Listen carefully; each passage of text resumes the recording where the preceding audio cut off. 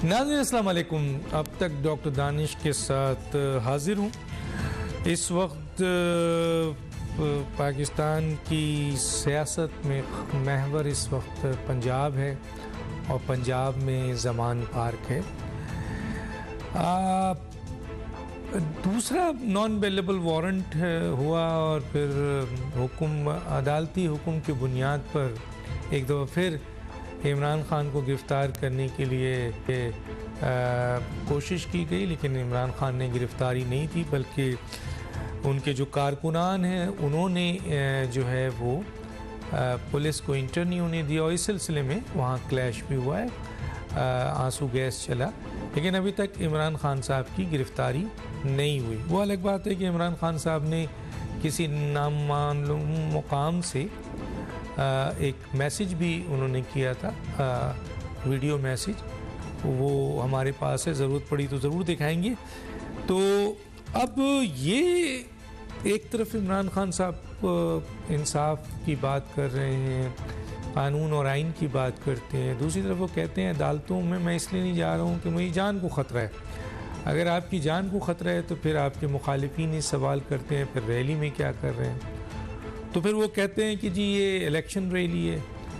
तो और एक चीज़ बिल्कुल वाज़ेह नज़र आ रही है कि कोई गुज़िश्ता 9 माह से फेडरल गवर्नमेंट पैरालाइज है रिट कायम करने में। ये तो केयर टेकर गवर्नमेंट है जिसने अपनी रिट कायम करने के लिए आगे बढ़ी है। अब ये किस हद तक कामयाब होती है वक्त बताएगा। अहम पोजीशन से कोई इसको सियासी इंतशार कह रहा है, कोई इसको इलेक्शन कैंपेन कह रहा है, और ये तकाजा भी सामने आ रहा है कि जी मौजूदा 11 सियासी जमातें जो हुकूमत में हैं वो इलेक्शन से फ़रार चाहती हैं। शायद उसकी वजह ये है कि अवाम में उनकी पजीराई बहुत कम हो गई है। ये मुख्तलिफ राय है, लेकिन एक सवाल जो किसी भी सूरत में उसको माइनस नहीं किया जा सकता वो ये है कि अदालती अहकामात को इम्प्लीमेंट करने का जो तरीक़ेकार होता है वो इंतज़ामिया यानी हुकूमत के पास होता है। और पूरी दुनिया में अगर अदालत कोई हुक्म करती है तो इंतज़ामिया उस हुक्म को बजा लाती है, और इस सिलसिले में गिरफ़्तारी हो कुछ भी हो, सियासी लीडर इस सिलसिले को ख़ुद पेश हो जाता है। लेकिन यहाँ रेजिस्टेंस है और वो गिरफ़्तारी नहीं देना चाहते हैं और उनको इस सिलसिले में बहुत सारे ख़दशात भी हैं। तो इस इशू पे बात करेंगे। माफ़ी चाहता हूँ, मेरे साथ है खुर्रम हमीद रोकड़ी साहब, सीनियर सियासतदान। बहुत शुक्रिया आपने ज्वाइन किया। हमारे साथ है अहमद जवाद साहब, सीनियर सियासतदान। आपका बहुत शुक्रिया सर, आपने हमें ज्वाइन किया। हमारे साथ हैं जवाद अहमद साहब, चेयरमैन बराबरी पाकिस्तान पार्टी पाकिस्तान। आपका ही बहुत शुक्रिया। खुर्रम हमीद रोकड़ी साहब, सर हमने तो नहीं देखा दुनिया में कहीं भी ऐसा कि अदालत ने हुक्म दिया हो कि आप आए, लेकिन आप अदालत नहीं आ रहे, आप अदालत को फेस नहीं कर रहे हैं। कई केसेस हैं, उसके बाद नॉन बेलेबल वारंट आता है, फिर मुअत्तल होता है, फिर नॉन बेलेबल वारंट आता है। हालांकि हाई कोर्ट ने ये हुक्म जारी किया था कि आप अदालत में पेश हो जाएं, लेकिन इमरान खान ने शायद वहाँ नहीं पेश हुए, जिसकी बुनियाद पर नॉन बेलेबल वारंट है। लेकिन ऐसा कहीं नहीं देखा हमने कि अदालती हुक्म पर पुलिस इमरान खान को गिरफ़्तार करना चाहती है, उस ऑर्डर को इम्प्लीमेंट करना चाहती है, और इमरान खान गिरफ़्तारी नहीं दे रहे, बल्कि एक बड़ा धमा चौकड़ी जमा पार्क में मचा हुआ है। क्या कहेंगे सर? डॉक्टर साहब, क्या थॉट प्रोसेस चल रहा है इमरान खान का, सबसे पहले उसको समझना ज़रूरी है। अदालत, पाकिस्तान गवर्नमेंट, एक उनके ऑर्डर्स, एक प्रोसीजर्स, इन तमाम का डिनाइल जारी है। इमरान खान एलानिया इन तमाम चीज़ों का इनकार कर चुका है, अपने ऑडियो पैगाम में भी अपनी इन तमाम चीज़ों में भी। और कुछ दिनों से इमरान खान को ये मालूम है, एक तो उसने कह दिया कि मैं किसी चीज़ को मानने को तैयार नहीं हूँ जो भी तुम कानून मेरे ऊपर नाफिज करोगे। दूसरा, इमरान खान कॉन्स्टेंटली प्रोवोक कर रहे हैं लोगों को कि आप बाहर निकलें और आप इस तमाम निज़ाम के धज्जियां उड़ा दें। फिर एक बड़ी खतरनाक तरीन जो चीज़ चल रही है वो है कि इस तमाम वाकया को हक और बातिल की इसके साथ तशबीह दी जा रही है।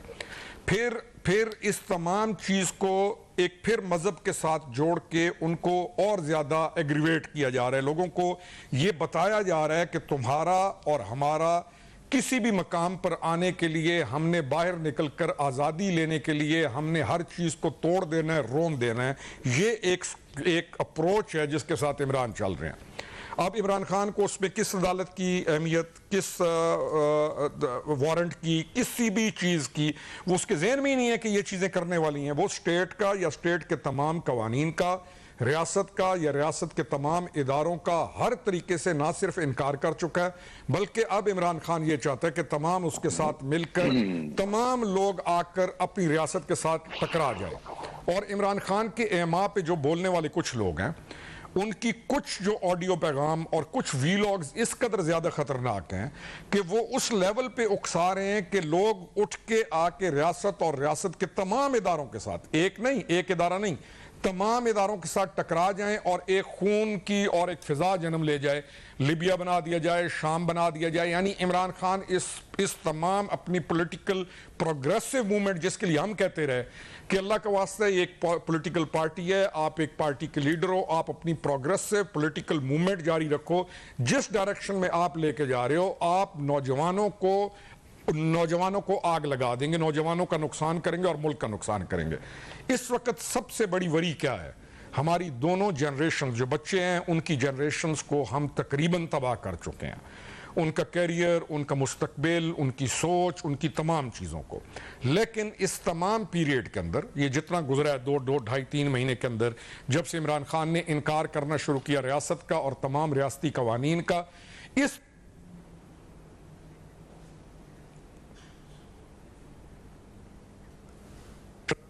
खान जाना चाह रहे थे। अब वो लोग जो बिल्कुल पोजेस्ड हो चुके हैं ज़हनी तौर पे, कुछ बच्चे हर जगह के ऊपर 200-400 वो बच्चे इस वक्त उस खतरे का शिकार हैं जिनको हमें बचाना बहुत ज़रूरी है।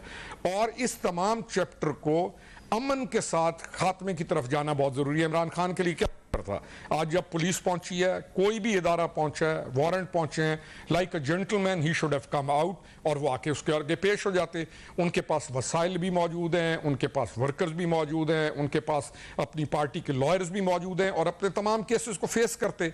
अब इस तमाम चीज के मुकाबले के अंदर जो चीज भी की जा रही है, इसको कौन सपोर्ट करेगा, इसको कौन बेहतर कहेगा, इस तमाम चीज को कौन अभी भी कहेगा ये बेहतर है, मुझे इस चीज का नहीं पता।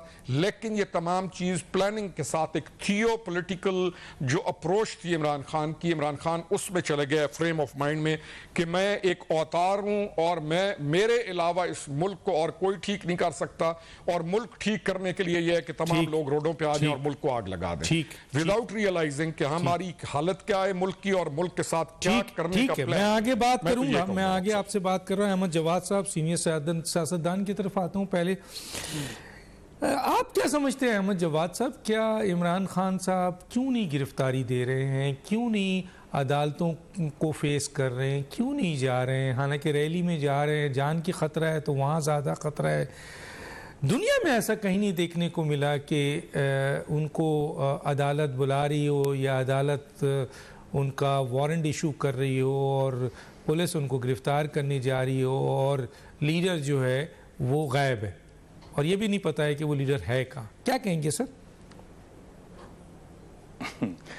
डॉक्टर साहब, जो पिछले चंद दिनों के या पिछले चंद हफ्तों के जो इमरान खान के केसेस हैं, अगर इफ़ आई रिकलेक्ट करेक्टली, मेरा ख्याल है जितने भी केसेस हैं उसमें अगर उन्होंने गिरफ्तारी नहीं दी तो उन्होंने ज़मानत ली है।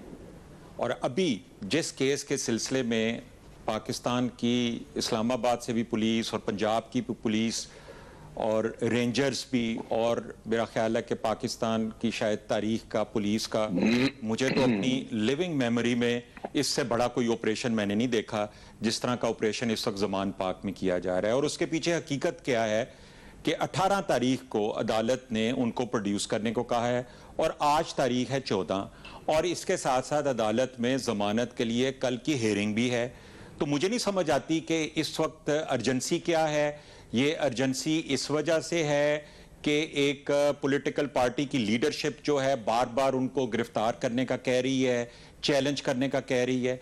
और इसके साथ साथ डॉक्टर साहब एक और बड़ी इंटरेस्टिंग बात मैं आपको बताऊं कि यहाँ पे जो भी ये बड़ी बड़ी बातें करते हैं कि जी हमने तो ऐसा नहीं देखा, ये इस मुल्क में इंतशार पैदा हो रहा है, अदालतों से भागा जा रहा है, मैं कहता हूं कि आप अगर उसके साथ ये भी जिक्र कर दें कि इस मुल्क में तो ये भी होता है कि जेल से एक कन्विक्टेड सियासतदान जो है वो इलाज के बहाने लंदन जाता है और उसके बाद कभी वापस नहीं आता। उसके लिए ना तो FIA हिलती है, ना उसके लिए इस्लामाबाद पुलिस हिलती है, ना उसके लिए कोई पाकिस्तान का इदारा हिलता है। और आपको यह भी पता होगा कि इसके लिए कानून मौजूद है, इंटरपोल भी है, आप हुकूमतों को अप्रोच भी कर सकते हैं, बहुत कुछ हो सकता है, लेकिन उसके बारे में कोई जिक्र भी नहीं करना पसंद फरमाता। यहां पे तो कोई कन्विक्शन नहीं हुई, यहां पे तो सिर्फ एक अदालत में एक हाजिरी का सिर्फ जो एक मसला है। अब आपका एक और सवाल कि अगर वो रैली में जा सकते हैं, पहली बात तो ये है कि जब से उनके टांगों पे गोलियां लगी हैं, वो अपने रिकवरी प्रोसेस में थे, उसके बाद ये पहली दफा वो एक रैली के लिए निकले हैं। और वो रैली जो मैंने देखी है, आपने भी देखी होगी, वो गाड़ी से तो बाहर नहीं आए, और उनकी गाड़ी को भी जिस तरह से कारकुनों ने हर तरफ से घेरा हुआ था वो भी आपने देखा होगा। अब जब अदालत में जाते हैं वो तो गाड़ी भी नहीं अंदर ले जाने देते, वहां पे तो आपको चल के अंदर जाना होता है। और वहां पे हमें ज़हन में रखना चाहिए कि ये इमरान खान के ऊपर एक कातलाना हमला हो चुका हुआ है, वो कोई ढकी छुपी बात नहीं है, उनकी जान को खतरा है, इसमें कोई प्रिजम्पशन नहीं है, ये कोई PTI का कुछ सिंपैथेटिक कोई सेंटिमेंट नहीं है, एक रियलिटी है।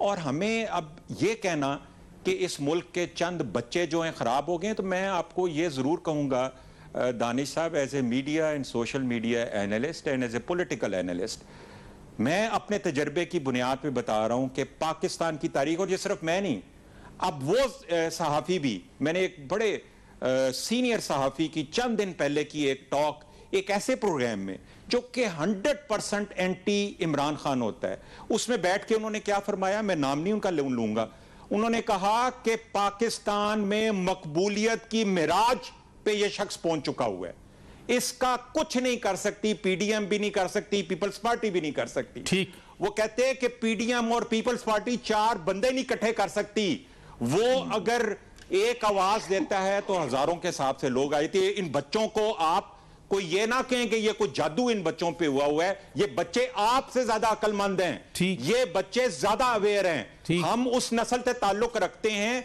जिन्होंने मुतालिया पाकिस्तान से हिस्ट्री पढ़ी है, ये वो बच्चे हैं जिन्होंने हिस्ट्री को हिस्ट्री की तरह पढ़ा है और हमें भी पढ़ाया है। हम इन बच्चों के बारे में ना इनको अंडररेट मत करें, ये बच्चे हमसे बहुत आगे हैं और ये साबित कर रहे हैं और साबित करके दिखाएंगे आप। ठीक है, मैं आता हूं जनाब जवाद अहमद साहब की तरफ। जवाद अहमद साहब, दोनों मेहमानों की गुफ्तगू आपने सुनी, मेरा सवाल ये है कि इमरान खान साहब जेल जाने से क्यों घबरा रहे हैं? सियासी लीडर तो जेल जाते ही है सर, और ये जो कुछ भी हो रहा है इसको आप क्या समझते हैं, ये होना चाहिए या ये इंतशार है जो कहा जा रहा है?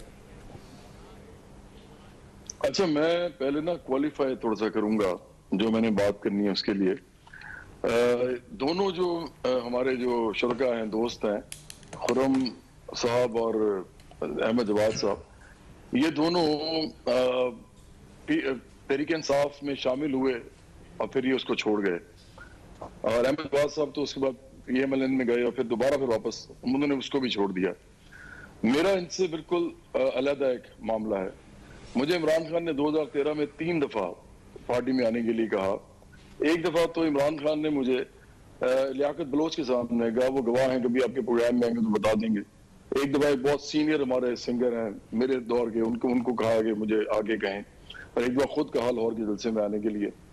तो मैं इमरान खान को शुरू से ही पसंद नहीं करता, मुझे ये बहुत मुनाफिक और झूठा आदमी लगता है, और मैं I don't mince my words when I talk about Imran Khan. दूसरा ये भी कि अगर आप ये समझें कि मेरी कोई हमदर्दी PDM के साथ है, जो अहमद जवाद साहब की मैं इज्जत करता हूँ, और ये जो है ये प्रोफेसर की औलाद है, मेरे वालिदैन प्रोफेसर थे पॉलिटिकल साइंस के दोनों, और मैं सियासियात को काफी हद तक समझता हूँ।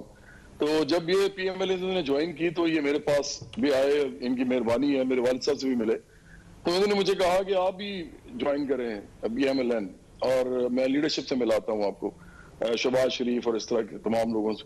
तो मैंने इनसे कहा जी मैं नहीं मिलना चाहता, और मैं तो इन सबको एक जैसा समझता हूँ, सरमायादार, जागीरदार, माफियाज हैं सारे, और ये सब की सब पार्टी एक जैसी हैं। तो मैं तो आपको भी मशवरा दूंगा कि आप भी उसमें ना जाएं, क्योंकि फायदा कोई नहीं होगा आपको। आप थोड़े से मुझे वो कहते हैं ना, थोड़ा सा इनकलाबी आदमी लगते हैं, आपके अंदर एक इस्लाह पसंदी है सिस्टम के हवाले से।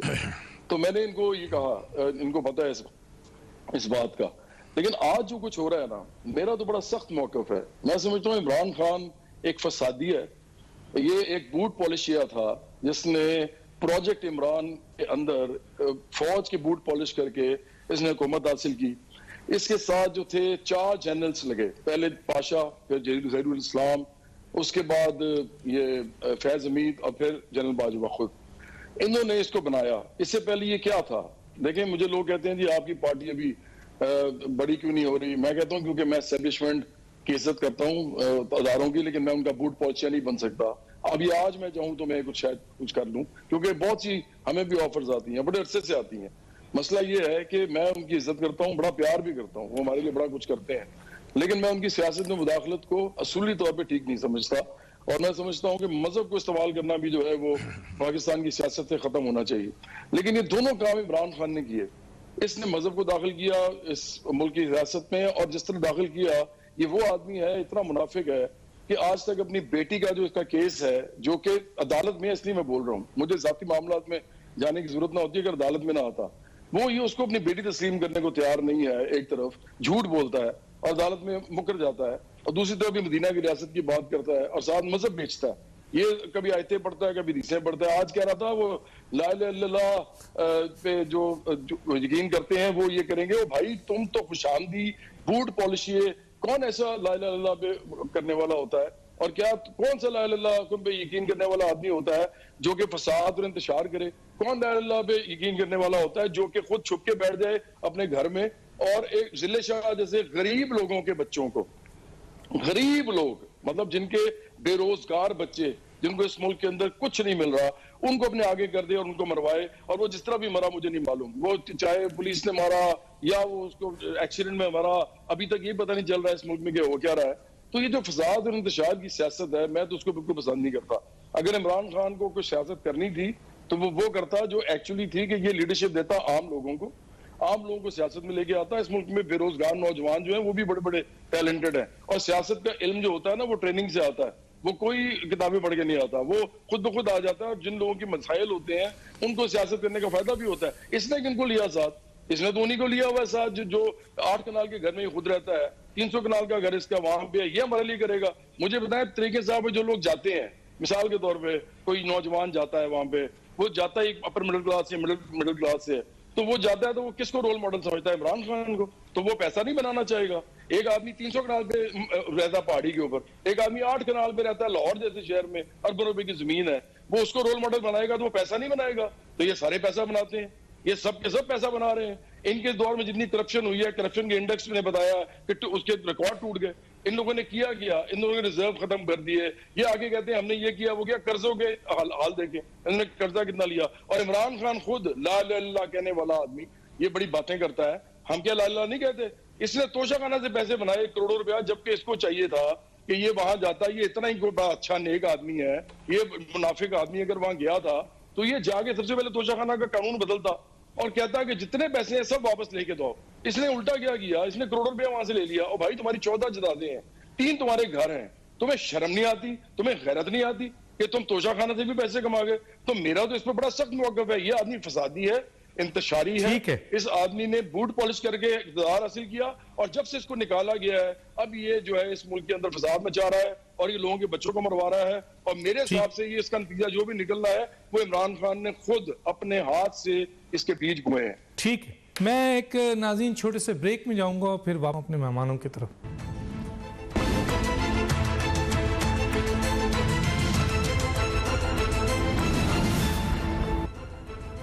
Welcome back. रोकड़ी साहब, आप जो भी जवाब देना चाहें, लेकिन इसमें 2 चीज़ ऐड करना चाहता हूँ। अभी जो इन्होंने खिताब किया किसी नामालूम मुकाम से, मैसेज दिए अवाम को, तो उसमें 2 चीज़ें मैं आपके सामने रखना चाहता हूँ। एक तो उन्होंने फिर रिपीट किया है कि ये सब कुछ जो मैं कर रहा हूँ, ये जो कुर्बानी दे रहा हूँ और ये जो कुछ भी कर रहा हूँ, ये मैं इस कौम के लिए कर रहा हूँ, इस आवाम के लिए कर रहा हूँ, उसकी आज़ादी के लिए कर रहा हूँ, वरना मुझे क्या है। एक तो ये, दूसरा उन्होंने एक खदशात का भी जिक्र किया कि अगर मैं जेल चला जाऊँ तो ये तहरीक ख़त्म नहीं होनी चाहिए, ये आप लोगों ने जागना है, ये समझते हैं मैं जेल चला जाऊँगा तो फिर ये पूरी की पूरा सिस्टम, ये जो लोग हैं सब सो जाएंगे। तो हमने तो देखा है कि अगर तहरीक मजबूत हो और तहरीक में जान हो और तहरीक जो है असल हो और तंजीम हो, तो फिर एक दफ़ा नहीं लीडर 10 दफ़ा चला जाए कभी ख़त्म नहीं होती। क्या कहेंगे सर आप?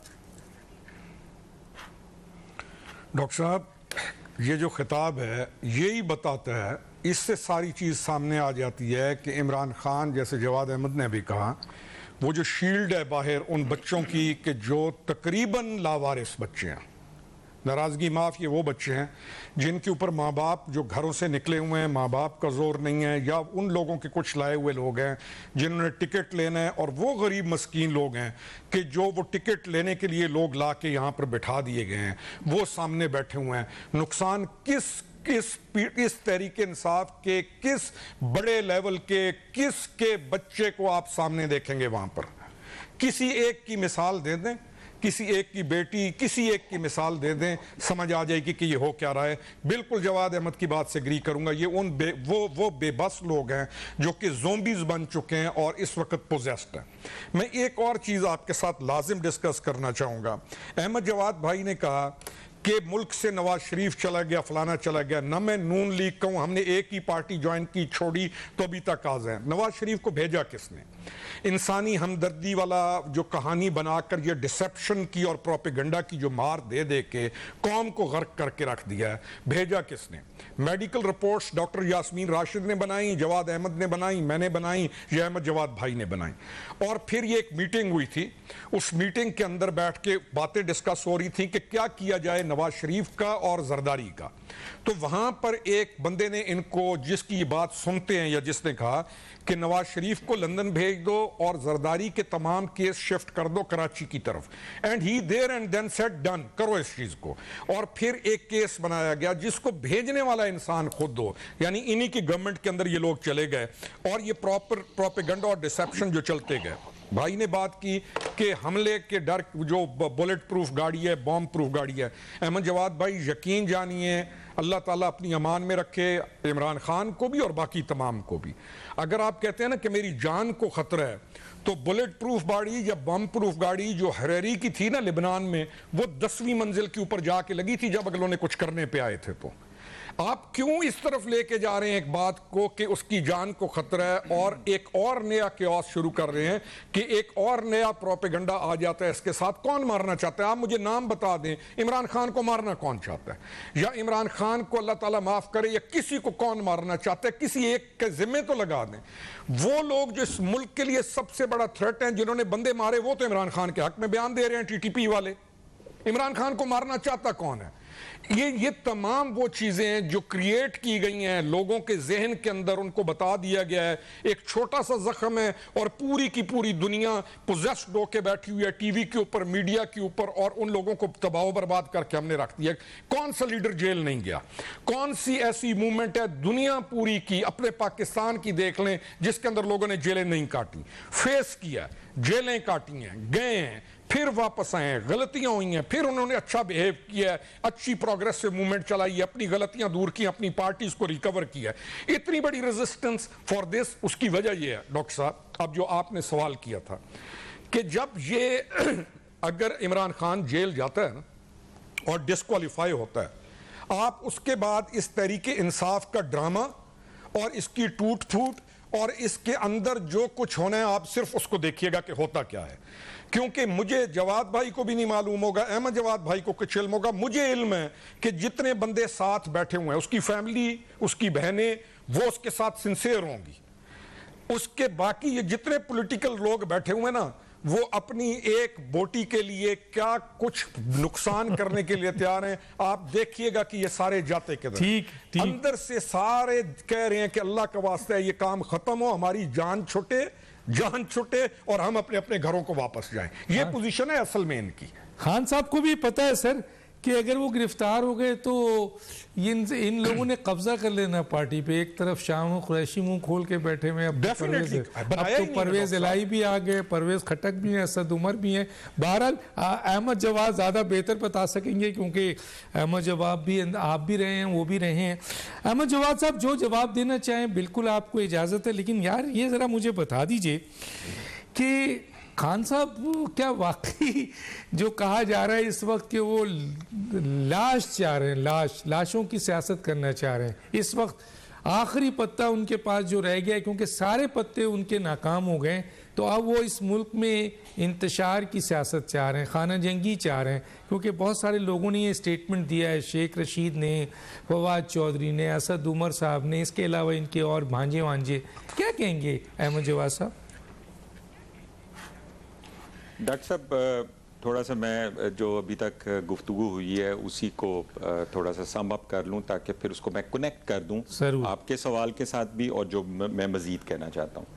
देखें, जवाद अहमद साहब जो हैं इनकी मैं बहुत रिस्पेक्ट करता था और करता हूं और करता रहूँगा, इसलिए कि he is an honest man और बड़े पेट्रियाटिक हैं, बड़े सेंसिटिव हैं और एक अच्छे घराने से ताल्लुक़ है। इनके पेरेंट्स प्रोफेसर, मेरे फादर प्रोफेसर पॉलिटिकल साइंस में, वो आपस में कोलीग्स भी थे, तो एक रिलेशनशिप वैसे भी हमारा अदरवाइज भी। सच वच बोलती है सर ये जवाद अहमद साहब, सच बोलते हैं? मैं आ रहा हूं उस पे, आ रहा हूं। ये क्वेश्चन है मेरा जवाद अहमद साहब से, मैं उसी पे आ रहा हूं। अच्छा, मैंने कहा शायद इस झटके में मुझे जवाब मिल जाए। नहीं मिलेगा। इस पे आ रहा हूं। देखिए, जवाद अहमद का मैं सबसे पहले तो शुक्रिया अदा करूंगा कि जब मैंने पीटीआई छोड़ी तो मेरे पे भी बहुत प्रेशर था और जैसे मैंने आपसे कहा कि पब्लिक सेंटिमेंट, चाहे मैं पीटीआई में था नहीं था, पीएमएलएन में थोड़े अरसे के लिए गया, किसी एक दिन भी मैं कम से कम मैं आपसे ये ईमानदारी से कह सकता हूं कि मैंने इस चीज़ को इनकार नहीं किया कि इमरान के हवाले से पाकिस्तान में पब्लिक सेंटिमेंट जो है वो मैसिव नहीं है। I could feel this pressure even when I left PTI. There is a massive popularity. आप पाकिस्तान की सियासत की तारीख में इससे ज़्यादा पॉपुलैरिटी पाकिस्तान में किसी ने नहीं देखी। इसके बारे में कोई दो राय नहीं है। इसको बच्चों से तशबीह करना ये बहुत ही रॉन्गली या अंडर एस्टिमेटेड बात है। जो बात मैं कहना चाह रहा था, जवाद अहमद का मैं शुक्रिया अदा करना चाह रहा हूँ, वो ये है कि इन्होंने मुझे अपनी पार्टी में शामिल होने की दावत दी। लेकिन जाहिर है कि मैं 18-20 साल पीटीआई की स्ट्रगल करने के बाद एक और पॉलिटिकल पार्टी की स्ट्रगल में शामिल हो जाऊं और अपनी एज को देखते हुए कि अब मैं और कितने साल स्ट्रगल करूंगा, या तो रिटायर्ड हो जाऊं या जो है आराम से बैठ जाऊं। भाई नून लीग तो ज्वाइन कर लिया ना। ऑल्दो मैं इनके जो नजरियात हैं एक आम आदमी के पॉइंट ऑफ व्यू से, मैं इनको ये पेन भी है, ये चाहते भी हैं, लेकिन सिर्फ एक एतराज़ जो है मुझे जवाद अहमद के हवाले से जो नज़र आता है, जो मैं आज के प्रोग्राम में इनसे शेयर भी कर लेता हूं और मैंने ये कहूँगा कि take it as a food for thought आप जब इस प्रोग्राम से जाएं, कि पिछला एक साल जो है, मैं कहता हूं पाकिस्तान की तारीख उठा लें, इससे बदतरीन साल अगर कोई और साल 1947 से लेके 2023 तक मेरे साथ बैठ के इसके ऊपर कोई भी पाकिस्तान का एनालिस्ट बैठ जाए और मुझे साबित कर दे, मैं साबित कर दूंगा कि यह पाकिस्तान का बदतरीन साल था। हमने 9 अप्रैल 2022 को डॉलर जो है 185 पे लिया था, आज 285 के करीब पहुंचा हुआ है, यानी 100 रुपए का इजाफा एक साल के अंदर। कर्जों की बात कर रहे हैं आप, कर्जे आपके एक्सटर्नल कर्जे जो हैं लेस देन 1 ईयर के अंदर 38% बढ़ गए। यानी कहने का मकसद यह है कि अगर इस हुकूमत को आप जारी रखेंगे तो पाकिस्तान के 75 साल के कर्जे जो हैं वो 2-2.25 साल में पूरे हो जाएंगे। अब इससे ज्यादा और क्या आपके सामने मैं फैक्ट्स रखूं कि आप महंगाई एक आम आदमी से, आप अपने ड्राइवर से पूछें, आपके घर में जो रह रहा है, जो आपसे तनख्वाह ले रहा है, मुझे आप बताएं वो किस तरह से गुजारा कर रहा है, ये कब हुआ? ये सारे का सारा 9 अप्रैल से ऑनवर्ड्स पिछले 11 महीने में हुआ। ये पाकिस्तान की कौम, पाकिस्तान की तारीख का बदतरीन साल है और इसके अंदर जो हमारा प्रॉब्लम है सियासी अदम इस्तेहकाम। ये सियासी अदम इस्तेहकाम आपको मैं 3 मिसालें दे देता हूं। नंबर 1, मलेशिया, 1 महीने के फर्क से वहां पे इलेक्शन हुए थे, उनके 3 प्राइम मिनिस्टर चेंज हुए। नवंबर में उन्होंने कहा कि यार इसका कोई हल नहीं है, इलेक्शंस करवाओ। इलेक्शंस करवाए, अनवर इब्राहिम आ गया। कभी सुनी आपने मलेशिया में सियासी अदम इस्तेहकाम का कोई और मजीद कोई आपने बात सुनी? कुछ नहीं। यूके की एग्जांपल ले लें, 3 प्राइम मिनिस्टर चेंज हुए, वहां पे भी पॉलिटिकल इंस्टेबिलिटी थी। इलेक्शन वहां पे चेंज हुई, रशिया आ गया और उसके बाद आप स्टेबिलिटी देख लें। टर्की, जिसने तारीख का बदतरीन जो है, सदी का बदतरीन जो है नेचुरल डिजास्टर, उसको फेस किया, और 1 हफ्ते के अंदर जब तमाम एनालिस्ट कह रहे थे कि अर्दोगान इस जल्जले की वजह से इलेक्शन हार जाएगा, तो अर्दोगान ने क्या कहा कि इलेक्शन वक्त पर होंगे। क्यों? इलेक्शन पाकिस्तान या दुनिया के किसी भी मुल्क के अवाम का सेंटिमेंट है, उसने फैसला करना है। उसमें रोकड़ी साहब ने नहीं फैसला करना, अहमद जवाद ने नहीं करना, जवाद अहमद ने नहीं करना, डॉक्टर दानिश ने नहीं करना, किसी टॉक शो ने नहीं फैसला करना, अवाम ने फैसला करना है। जब आपके मुल्क में अवाम ने वोट देना है सर, होता है, आपकी मईशत जो है सर, वो तबाह हो जाती है। सर सॉरी, अहमद जवाद जो है इलेक्शन करवा दें, पता चल जाए कि कौन कितना पॉपुलर है और कौन नहीं है। अहमद जवाद साहब, एक फिल्म थी शायद 3 इडियट्स थी या कोई और थी, उसमें एक बूढ़े साहब ये कहते थे वो उसको, आमिर खान को, यार तुम कहना क्या चाहते हो? तो मैं आपसे ये पूछ रहा था मेरे सवाल के हवाले से कि आप कहना क्या चाह रहे हैं। देखिए, इलेक्शन जो है बिल्कुल होना चाहिए, अपने वक्त पे होना चाहिए। आवाम मैं यही आपसे कह रहा हूं, इस वक्त जवाब साहब एक छोटा सा हल्का फुल्का कि देखिए, वोट आवाम ने डालना है, इलेक्शन का इख्तियार आवाम को कराने का नहीं है। इलेक्शन का इख्तियार दिया गया है आइन ने इलेक्शन कमीशन को या हुकूमत को, तो वो अपने वक्त पे हो जाएगा। ये प्रोविंशियल का ऐलान हो चुका है, आप इलेक्शन लड़ें। अब तो लोग वो कर रहे हैं। आखिरी कुछ 1 मिनट आपके पास है, आप आए तो फिर मैं जवाद साहब की तरफ जाऊं। मैं एक चीज और जो जरूर थोड़ा सा मैं क्लैरिफाई करना चाहता था कि इमरान खान को मारना कौन चाहता है। रोकड़ी साहब ने ये सवाल किया, ये बड़ा बहुत इंटरेस्टिंग सवाल है। मैं रोकड़ी साहब से पूछूंगा, मुझे ये बता दें कि लियाकत अली खान को किसने मारा, या फातिमा जना के मरने के पीछे क्या साजिश थी, या भुट्टो को फांसी चढ़ाने वाला कौन था, या बेनजीर को गोली मारने वाला कौन था। मुझे इनका अगर आप बता दें तो फिर मैं आपको यह भी बता देता हूं कि इमरान खान को कौन मारना चाहिए। ठीक है, बहुत ही देखिए, पाकिस्तान के अंदर, या रोकड़ी साहब को मैं ये कहूंगा, मुझे ये बता दें अरशद शरीफ को किसने मारा।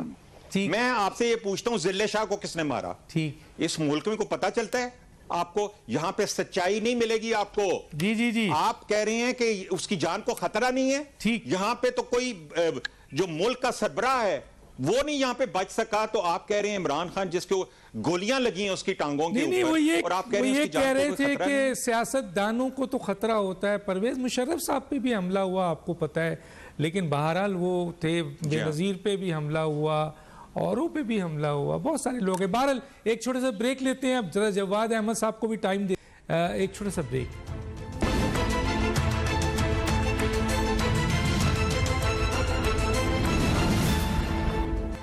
वेलकम बैक जी। जवाद साहब, मैं एक ख़बर है, बड़ी ख़तरनाक ख़बर है, अल्लाह रहम करे।